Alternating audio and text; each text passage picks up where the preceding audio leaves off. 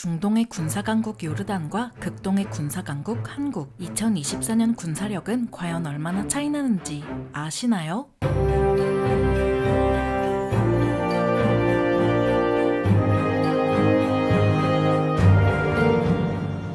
안녕하세요. 지식 스토리입니다. 이번에는 중동에서 손꼽히는 군사강국 요르단과 아시아의 호랑이 한국의 군사력을 비교해보겠습니다. 국토의 80%가 사막인 요르단은 물 부족 문제가 심각해서 전체 인구의 60%가 도시에 거주하기 때문에 정부에서 물을 주 1회 공급하는 배급제를 시행합니다. 다만 중동 전쟁에서 이스라엘에 가장 큰 타격을 입힌 만큼 상당한 강군을 보유했으며 특수부대는 세계적으로 인정받을 만큼 강력한데요. 청룡의 해인 2024년에는 과연 같은 군사강국인 한국과 요르단의 군사력이 과연 얼마나 차이 날까요? 먼저 국력부터 살펴보겠습니다. 인구수 한국 5,100만 명, 요르단 1,100만 명, 전시가용 인구수 한국 2,500만 명, 요르단 340만 명, 석유 생산량 한국 일당 4만 배럴, 요르단 없음, 석유 소비량 한국 일당 260만 배럴, 요르단 일당 11만 5천 배럴, 천연가스 생산량 한국 2억 4천만 세제곱미터, 요르단 1억 1천만 세제곱미터, 천연가스 소비량 한국 530억 세제곱미터, 요르단 46억 세제곱미터, 상선 한국 2,063척, 요르단 35척, 항구 한국 11곳, 요르단 1곳, 공항 한국 111곳, 요르단 18곳, 2023년 기준 국내 총생산 한국 세계 13위, 요르단 세계 93위, 국력은 한국이 압도적으로 앞서는데요. 1차 대전 당시 오스만 제국에 대해 반란을 일으키면 통일 아랍 국가를 만들어주겠다는 영국의 약속에 후세인 비날리는 반란을 일으켰습니다. 덕분에 후세인의 차남이 트란스 요르단의 국왕이 되지만 영국의 자치국 트란스 요르단의 국왕은 형식적인 지위였고 2차 대전 이후 영국이 약해진 틈을 타 독립하더니 1차 중동 전쟁으로 인해 요르단 왕국으로 재편됩니다. 이런 역사를 지닌 요르단에는 석유와 천연가스나 나오는 주변국들과 달리 요르단은 석유와 천연가스가 안 나오는 한국과 다를 바 없는 국가죠. 그래서 요르단의 주력 산업은 서비스업과 쾌적한 기후와 유적을 이용한 관광업입니다. 서비스업은 요르단 경제의 80%, 관광 수입은 요르단 국내 총생산의 8에서 10%를 차지하는 어마어마한 규모를 자랑합니다. 다만 요르단은 국내 총생산의 6.5%나 국방비로 지출하고 있어서 경제력에 비해 강력한 군사력을 보유한 건 사실인데요. 다음으로 병력의 규모를 살펴보겠습니다. 상비군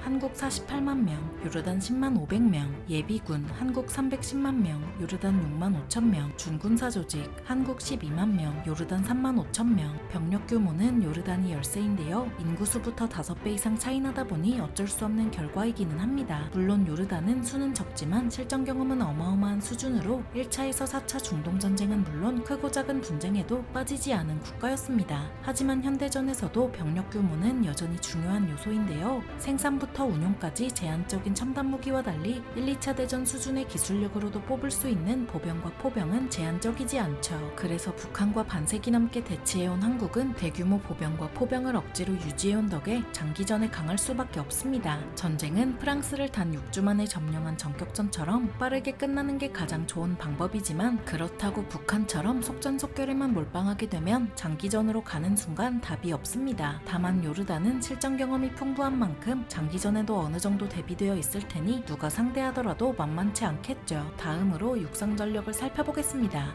전차 한국 2,501대, 요르단 1,365대, 군용차 한국 66,492대, 요르단 24,148대, 저주포 한국 3,189문, 요르단 199문, 견인포 한국 4,863문, 요르단 84문, 다연장 로켓포 한국 581문, 요르단 88문.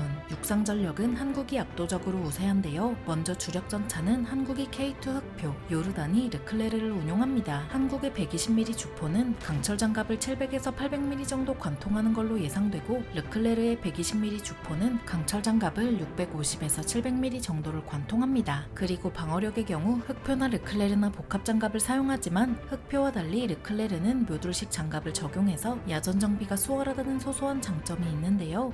목표가 공격력은 앞서지만 방어력은 두 전차가 비등하다는 거죠. 전차와 함께 기갑의 한 축을 담당하는 보병 전투차는 한국이 K-21, 요르단이 마르더 1A3를 운용합니다. 마르더의 무장은 20mm 기관포와 대전차 미사일 2발이고 K-21의 무장은 40mm 기관포가 끝이라 공격력은 마르더가 앞섭니다. 방어력은 K-21과 마르더 모두 전면 30mm 탄 방어로 비등비등하죠. 주력 전차는 한국이 앞서지만 보병 전투차는 요르단이 앞서는데요. 포병 전력은 비교할 것도 없이 한국이 수적으로나 질적으로나 우세하지만 요르단에도 특기할 만한 점이 있는데 바로 하이마스를 운용한다는 거죠. 우크라이나전에서 맹활약한 하이마스를 요르단은 12문을 운용하고 있습니다. 그리고 1963년에 출범한 요르단 특수부대는 세계 여단 14,000명의 병력으로 구성되었으며 미국, 영국, 프랑스 등 타국과의 교류가 잦습니다. 요르단은 확실히 수는 적지만 질적으로는 절대 무시할 수 없는 상당한 전력을 보유하고 있죠. 다음으로 해상 전력을 살펴보겠습니다.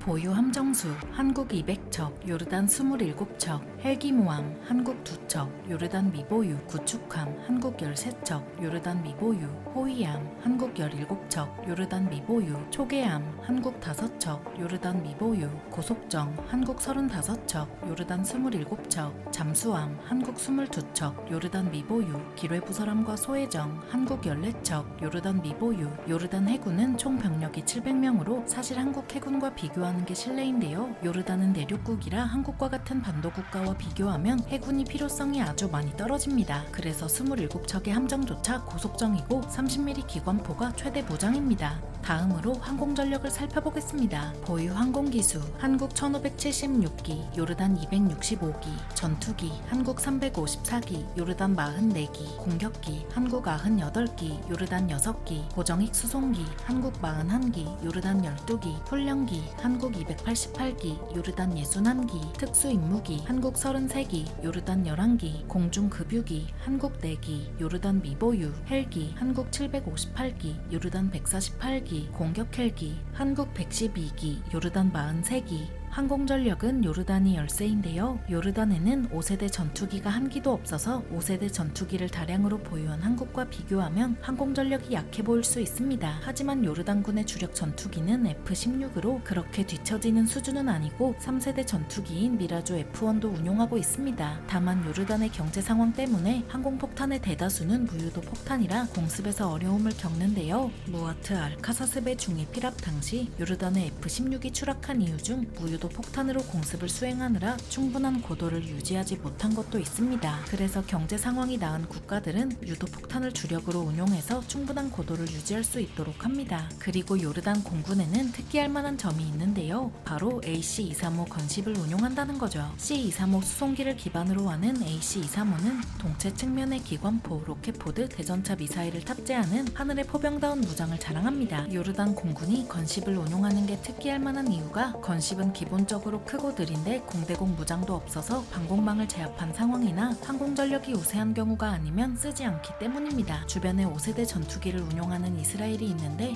건십을 운용하는 요르단 공군이 대단할 따름이죠. 요르단은 국력 차이로 인해서 한국보다 수적으로 열세고 질적으로도 열세인 부분이 있지만 대등한 면도 분명 있습니다. 특히 육상전력과 특수전 전력의 경우 수적 열세를 제외하면 한국과 대등하거나 오히려 우세합니다. 이런 요르단은 국방비가 국내 총생산의 8.7%에 도달하자 차라리 방위산업을 육성해서 경제성장을 이루겠다는 목표를 세웠는데요. 그래서 요르단은 2년마다 소펙스라는 특수작전 및 국토안보 행사를 개최했죠. 왠지 모르게 내적 친밀감이 드는 요르단이 앞으로 어떻게 성장해 나갈지 기대됩니다. 중동에서 손꼽히는 군사 강국 요르단과 아시아의 호랑이 한국의 군사력을 비교해봤는데요. 영상이 유익하셨다면 구독과 좋아요 부탁드립니다. 감사합니다. 지식스토리였습니다.